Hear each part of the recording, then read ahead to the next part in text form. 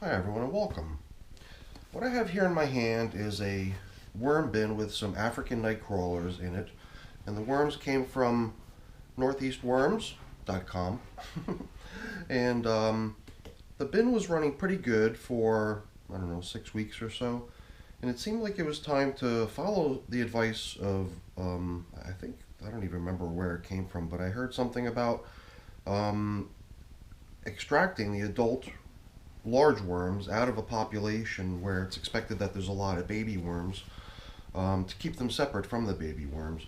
So since I'd received these worms as not just worms, but as also supposedly a lot of baby worms mixed into it, as well as a lot of cocoons mixed into it, I've always been treating this as sort of a slow start to what's going to be a larger population, based on the fact that there was supposedly a lot of cocoons and whatnot in there too. So I figured after 6 weeks, it was probably already time to follow through with that step of extracting the adult worms and giving them their own home. And that's what happened last week. 1 week ago today, those X number of worms that we pulled out of here were placed into here. I got a lot of feedback, I got like 6 or 7 people suggesting what they thought they saw as far as how many worms were pulled out of here and released into here. And I actually have the full footage. I have the camera rolling the entire time I was doing the work. And in the video last week, I ran it back really fast, like at 10 times speed, just so it would all be shown, but it was shown extremely fast and very hard to follow. So I actually took that segment. It's about 15 minutes of me just picking worms out of here. And I was actually able to, watch that back nice and slowly and just count 1, 2, 3, 4, 5, 1, 2, 3, 4, 5. And I might have, missed a couple, or I might not have been paying attention quite as good as I could as 15 minutes. But I did come up with a new estimate for my own guess. My original estimate was a little bit low, but on the guesses that I got from the viewers, I believe that the numbers were a little bit higher than they actually were. And there again, I'm referring to actually as just my account of having watched all of the footage back slowly. I'm doing my best to count it as accurately as I could. So I've got a new estimate, but I'm going to invite everyone to watch that video. I'm going to put a link to it up in the corner, and that's kind of an unlisted secret link that is only accessible through this link here in this video. So it's an unpublished video where you can actually watch every single worm, no speeding up or anything, that gets extracted from here and released into here. So I challenge the viewers to watch that video and check it out, and maybe give me some updated estimates as far as how many worms you think occupy this bin. So enough chit chat. Let's get into these and get them fed. Well, besides this delicious assortment of different veggies, there's some coffee, as well as the coffee filters for just a little bit extra carbon boost. So let's get this first bin started. This is the adult bin, the larger bin, and we'll get that other population into a larger bin soon too. I just figured I'd start them in a small container, and at some point soon we'll get them situated in an equally large container. Now, I think some of the viewers even commented on it, and I noticed it too when I was rewatching the video from last time we were in here recruiting worms, was that I can't remember which side of the bin it was, but I think it might have been this side. I think I remember going through the middle, the side, and then I felt like I'd gone through the entire bin looking for adult worms. But I think there was an entire side of the bin that we did not recruit worms from. So even though we kind of felt like we'd gone through the entire space, from what it looks like, I had actually omitted a good portion of the bin when I was in here recruiting adult worms last time. So down here we fed a variety of stuff that I would not really expect to see any leftovers or remains of, or not many. Other than, like here, you could see the rind of a piece of cantaloupe melon, but when you look at it edge on, it's a piece of paper basically is what's left behind. So they came in and they nibbled all the fresh, the fruity portion of the material off, and they'll get to this too in time, but they left that to further, I guess, soften up and break down so that they can actually come in and take advantage of it. There's a good amount of bedding down here. Today I'm not adding leaves because I don't have any leaves. I ran out of leaves in here. But I do have tons of stuff that I've been chopping up using this shredder that I bought recently on Craigslist. It's like a $100 shredder I got for 20 bucks. It's a little bit older, but it does such a great job. It makes this really nice fine bedding material, which I want to use a nice big handful of in here today. So I'm just opening up a little space where we could drop in the feeding, and well, it's not that big of a feeding, so we don't need a whole lot of room in here, right? Here we have just some leftovers. Mango seed, oops. Cracked it open, let's see what we find inside. And there's a whole bunch of worms hanging out on the inside of it. I think this right here might be part of the actual seed that remains. So we made a major disturbance there of what was happening inside that seed. But whatever, I put the seed back inside the husk to see if, or is this another piece of it? I think it is. Here, we'll kind of reconstruct it and let them continue enjoying it the way it was. And we'll see what we see in there next time. We could throw this leftover piece of food in here. But as far as leftovers go, a little bit of cantaloupe rind. There was pieces of melon in here. There was cucumber in here. But I don't see anything else. So we'll put in some nice bedding. And I refer to it as nice bedding because it really is nice. It's been sort of aging in here in this Tupperware container, or this whatever little tote container. It's been nice and damp. It's leaves, it's cardboard, it's a little bit of, I guess, material out of other worm bins, a little bit of inoculant to bring in some of the microbes and microscopic life forms that sort of take a foothold in the environment before the worms can really start breaking stuff down. So this is my new sort of pre-made bedding concoction, and it's still just my first stab at it. I think over time I might start adding stuff like actual coffee, maybe blended in already, maybe some grit. Right now it's really just carbon based, you know, kind of a strict bedding material without a whole lot more in there. So for these worms, I guess we'll allocate about half, right? Because technically, if what I was sent was an estimate of, I think, maybe 500 or so worms, if the numbers that I came up with, as far as everyone's guesses from the original viewing, are correct, it's somewhere in that 250 range. So that's pretty much where the estimate came out to be of all the numbers that I got from everyone averaged together. So let's actually get these out of here. I threw them in this little pot here to help it stand up while I filled it up. But I took the coffee that was in both of these filters and piled it into the one. These coffee filters will serve as a nice additional boost to the bedding down here.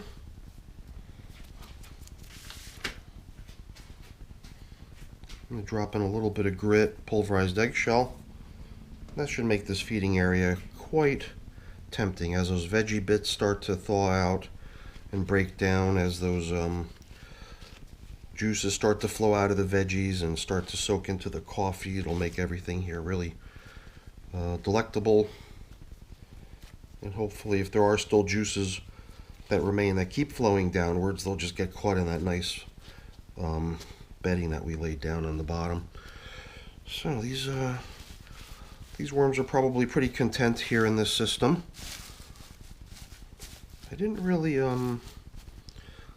go too out of my way to like try to look for a worm ball or try to find any sort of mob of worms hanging out together.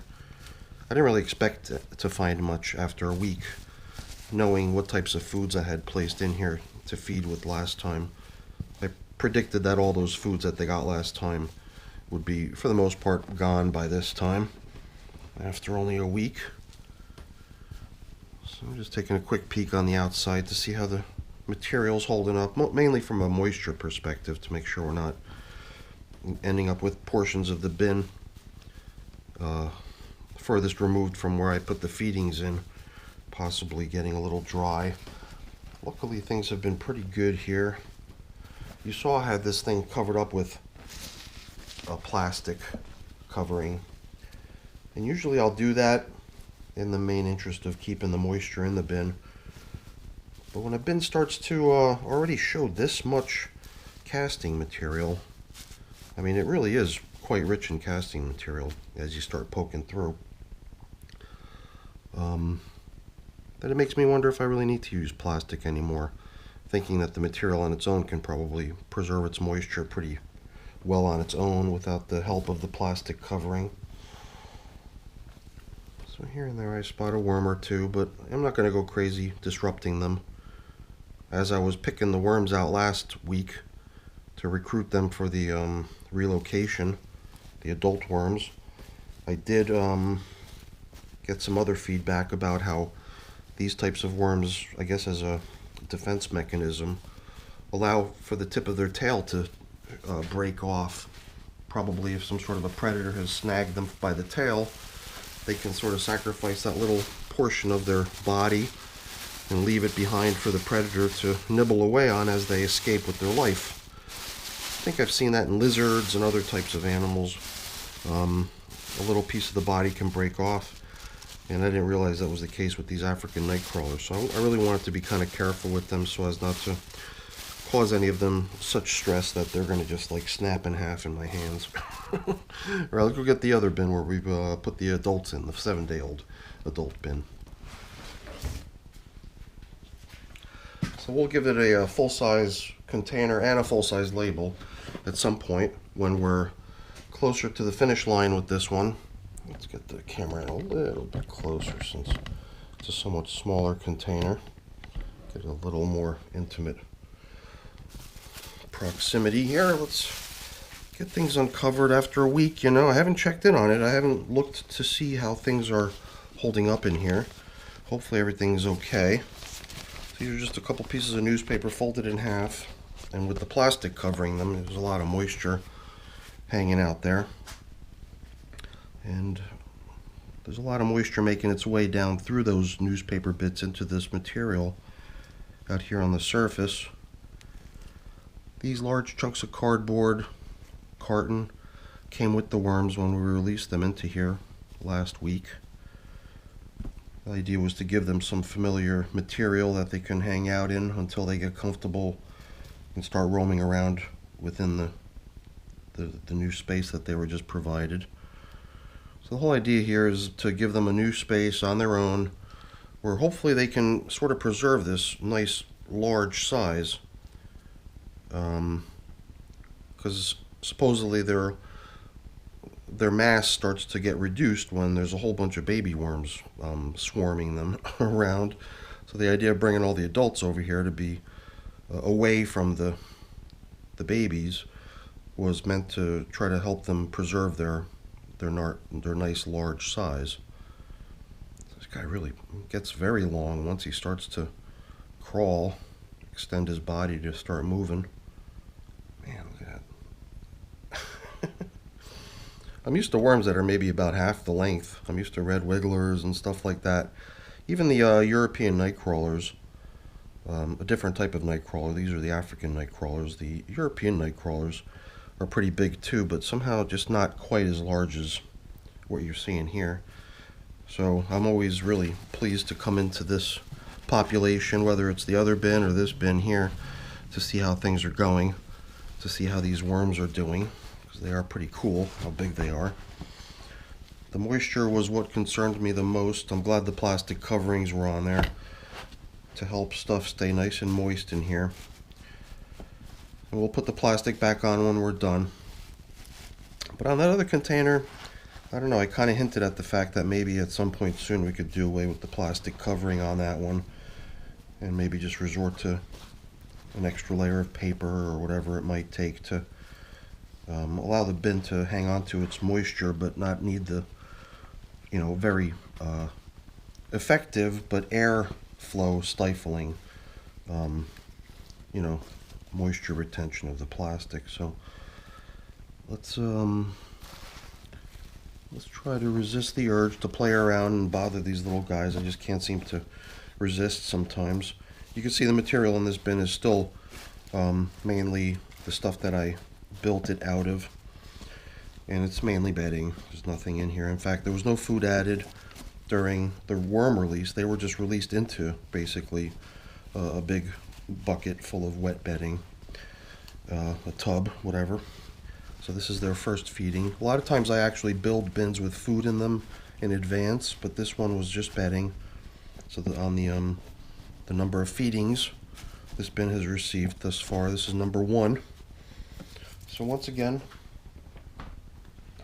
not that a bin like this really needs a lot of bedding, but I'm gonna use some of my pre-made stuff just to throw in here underneath, because why not take an opportunity to add a little bit more bedding if you can, right?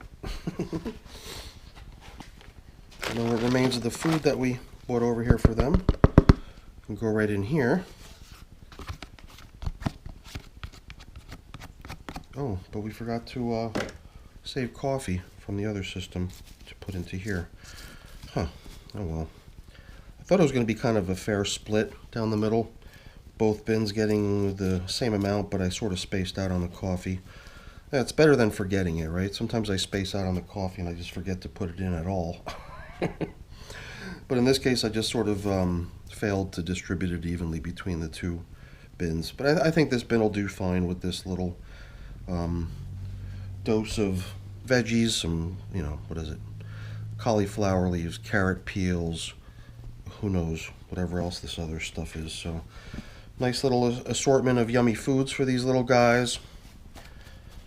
And get everything covered back up here, and it's not a large feeding, but I think they'll probably do away with it in a week's time. All sort of soft stuff that once it starts to thaw out, those chunks of leaves and veggies and even the carrot bits, I've noticed if they've been frozen, once they thaw out, they become a lot more damp, moist, soft, easy to break down. So that's it, right? We've got both of our African nightcrawler systems fed, and these are the African nightcrawler systems that I've actually got in service right now, composting. I do have another third African nightcrawler system in which I've already stopped composting. The bin actually sat around for a while. The worms were left to sort of work their way through the remainder of the material, and at this point I'm actually trying to move the worms over into one edge of the bin using a baiting method, and at some point we'll be relocating them. But these two bins that we just took care of are sort of joined at the hip because of, you know, how this one was populated using worms from the other one. So I like to maybe keep track of these together if possible. Maybe eventually bring in the third African nightcrawler system and to be, you know, maintained together with these as well. We'll see how it goes. All right, everyone, that's it for today's video. Hopefully you enjoyed it. If you did, please remember to leave me a thumbs up. That's always really appreciated. And if you haven't done so already, please also consider subscribing to the channel too. That's really appreciated as well. All right, everyone, have a great day. Bye now.